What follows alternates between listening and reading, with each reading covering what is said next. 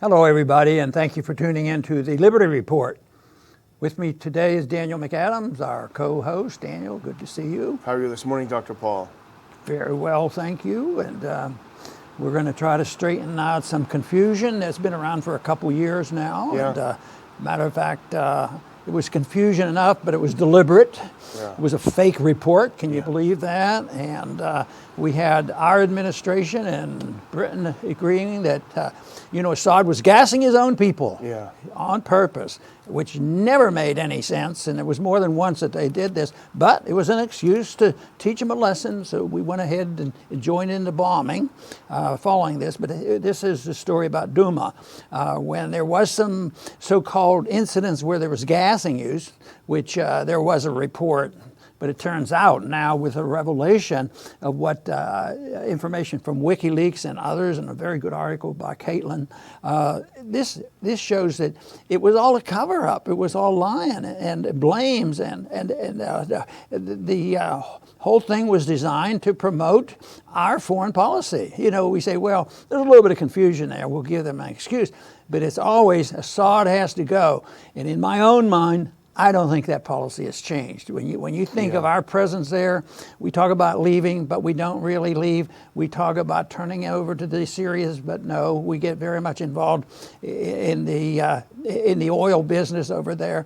So it's ongoing, and unfortunately, we didn't leave. We should have never gone in. The only solution is going to be is when we leave. But this is a good demonstration of how complex it gets. Yeah, and it's also a good demonstration of how important Wikileaks is and why they're doing their best to silence and why they're torturing Assange. Because we never would have known this if WikiLeaks had not published this new set of documents. And what these documents are is showing the internal dissent within the OPCW, the Organization for the Prevention of Chemical Weapons, which is a UN agency, about the Douma final report of the so-called gas attack, which took place, you remember, back in the spring of 18. President Trump, of course, listening to his neocons around him, said, we know who did it. 2 hours later, we know who did it. It was Assad. A couple of days later, he lobbed 100 Tomahawk missiles. All told, probably cost about $1 billion to blow up a bunch of stuff in Syria before the inspectors were even on the ground to investigate. We know who did it. So then it took a year to finally put this report together. And when it was put together, the people who were on the ground, on the fact-finding mission, who were there, who were experts, they looked at the final report, and it was the opposite of everything they concluded. And so what WikiLeaks has shown us is the internal memos of these inspectors.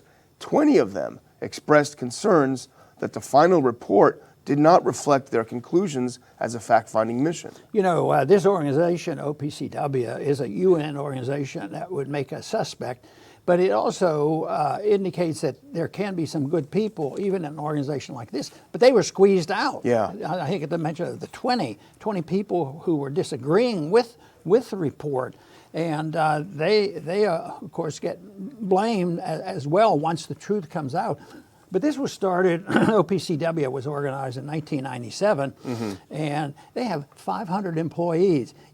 I guess you need a lot of people when you're covering up stuff. You have to cover up when you don't want to hear it. So they weren't truth finders, and yet they weren't.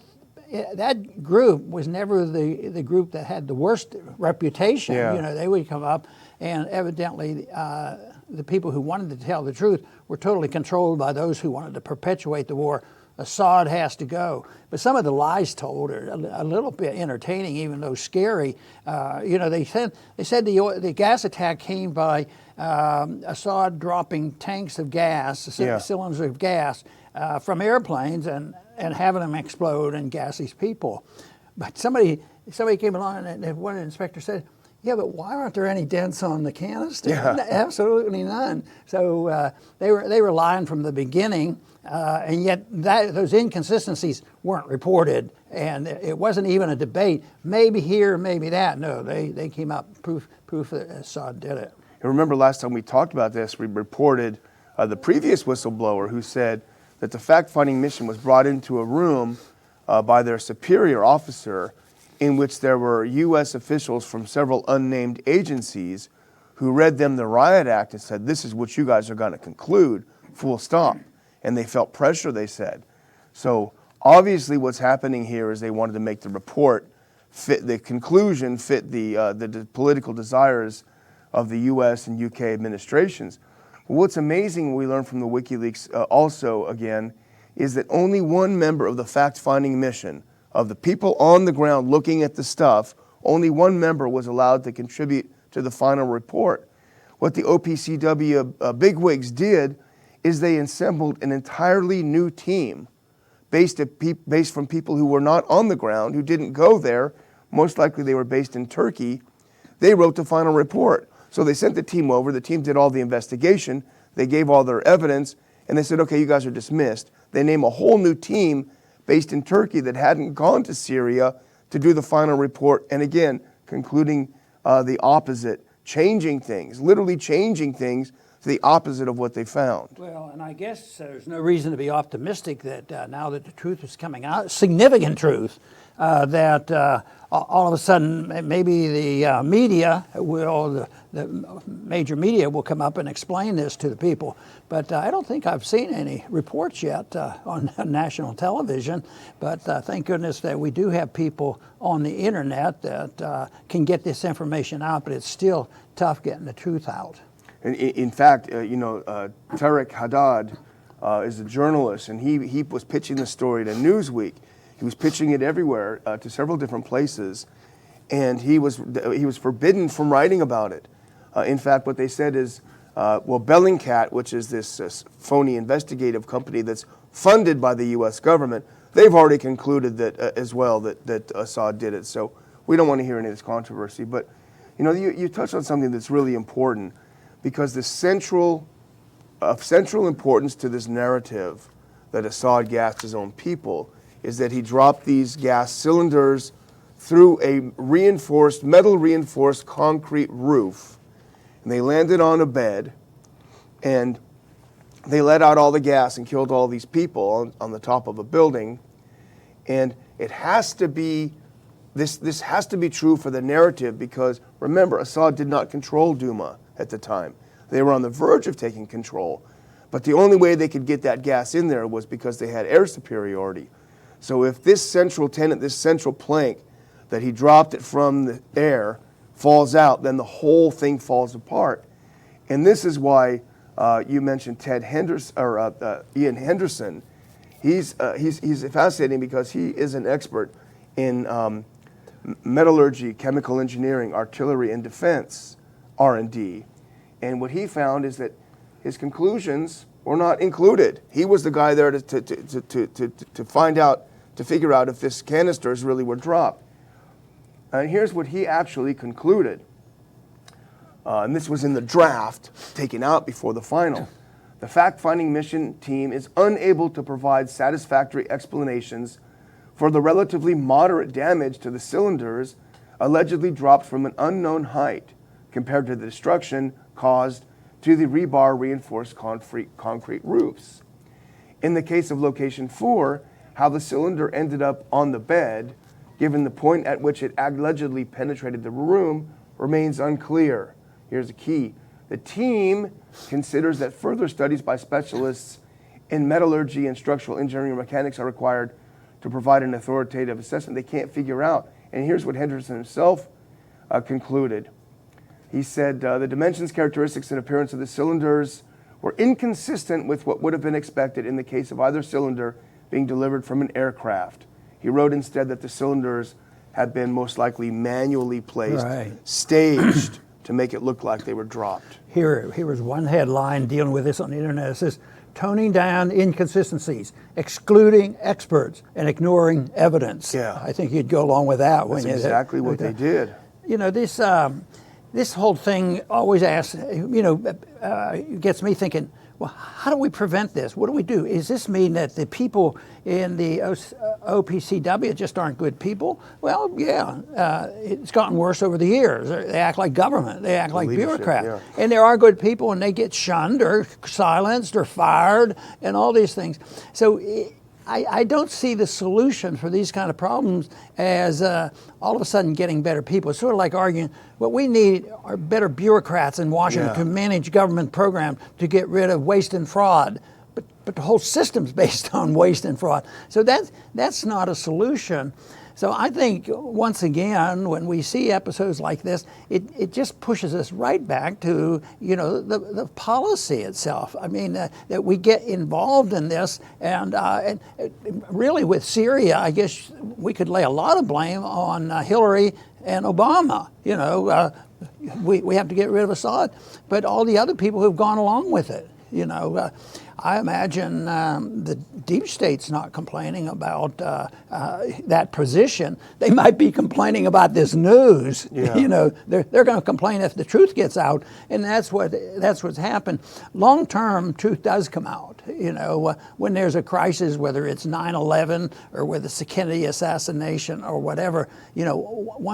Once time passes and people have a better understanding or a more open mind, they find out what the truth is.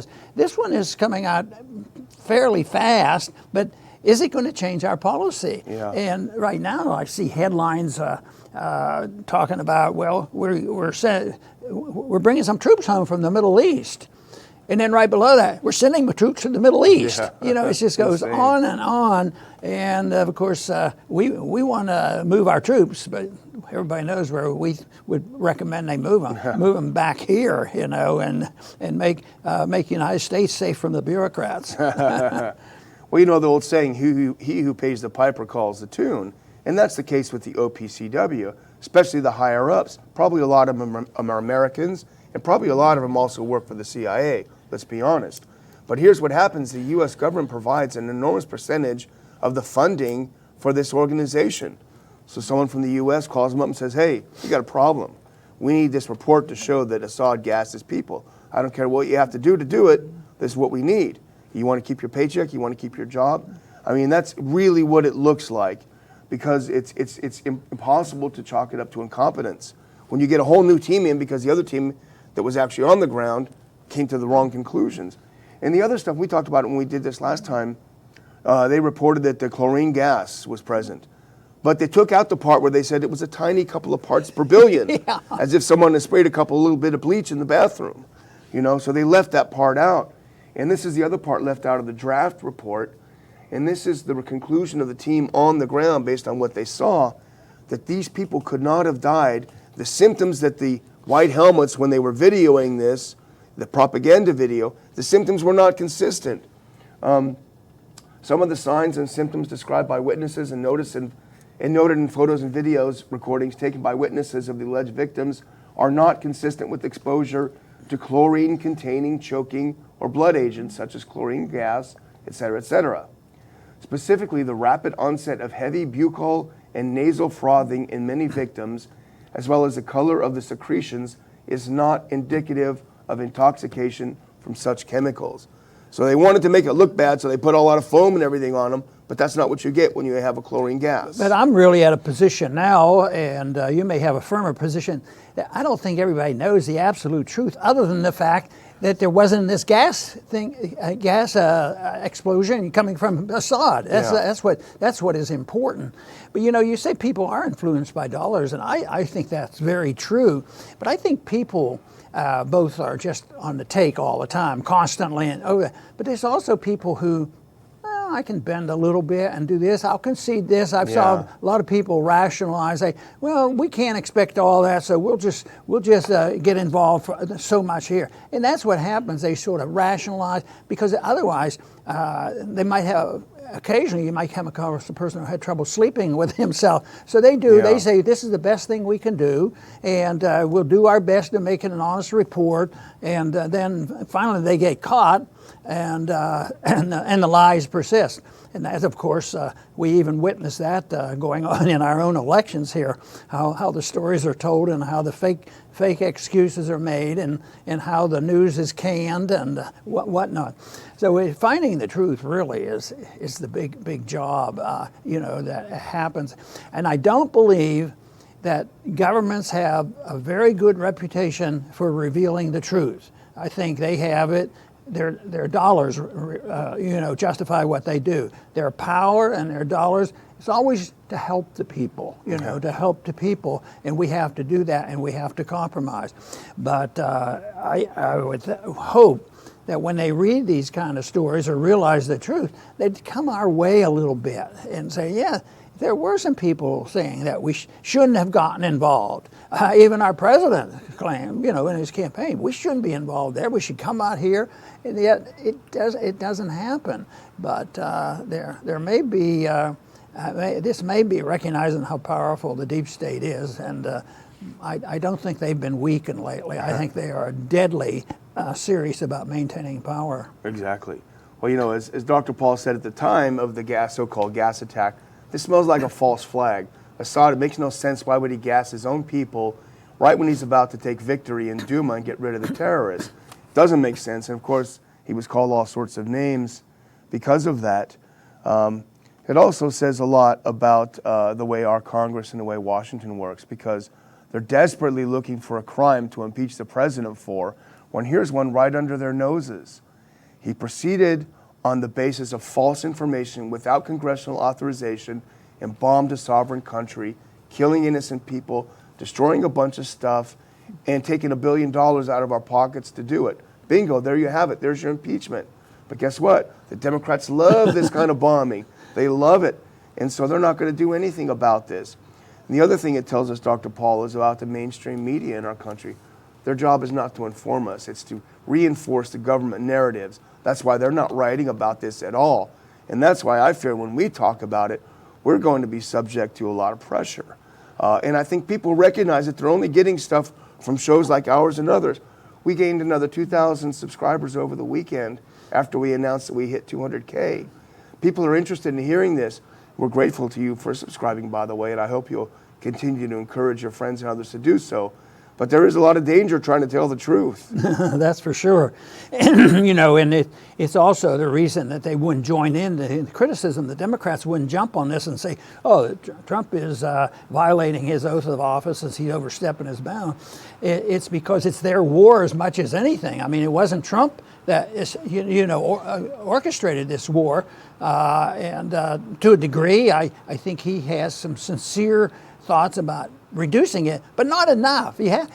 I'm just such a firm believer in, if you concede half of a principle, you've conceded 100% of the principle, and you have no defense. That's why I think your defense on whether it's foreign policy or economic policy or monetary policy, you describe the 100% position, not because we're naive and say, oh, this is perfect, it's going to solve all our problems. It's that if you start there, the opposition has to refute it. So we should continue to do what we're doing and make them refute why non-interventionism is a bad policy. And that doesn't mean that it's all of a sudden going to be perfect, but the position is, and the theory should be as perfect as you can get it, because their position of interventionism is an open door policy of doing whatever you want, depending on who gets the most money and who's going to get the contracts and all these things. So that's why I take this position that people say, Brian, you're too radical. You take this position and it's not practical.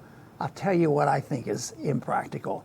And that is going from the middle and saying, well, a little bit of socialism, a little bit of inflation, a little bit of bureaucracy, a little bit of intervention around the world. A little bit is okay because we don't want the whole thing. I think it's over and done with because you can't resist it. And that is why this country is bankrupt. We're bankrupt morally, financially, and we are in a position now where there's a lot of problems going on in the world. Superficially, the world is wonderful, richer than ever, and it's not going to affect the United States. But I tell you what, it is going to, because we have been the orchestrator of the empire. We have been paying for it, and we've been paying for it on borrowed money, and the debt is not eternal. It can't last forever. I saw the other day, somebody said, recognizing that maybe this debt could be, maybe we should go back to the ancient tradition of a jubilee, and the jubilee is going to come probably not because it's legislated, it's just that people aren't going to pay the debt. It's not payable, but we ought to be prepared for it. And for me, the preparation is understanding the preciseness of what a free society is all about and the preciseness of what the government role should be, and that from my viewpoint, should be for the preservation of liberty. I want to thank everybody for tuning in today, and please come back soon to the Liberty Report.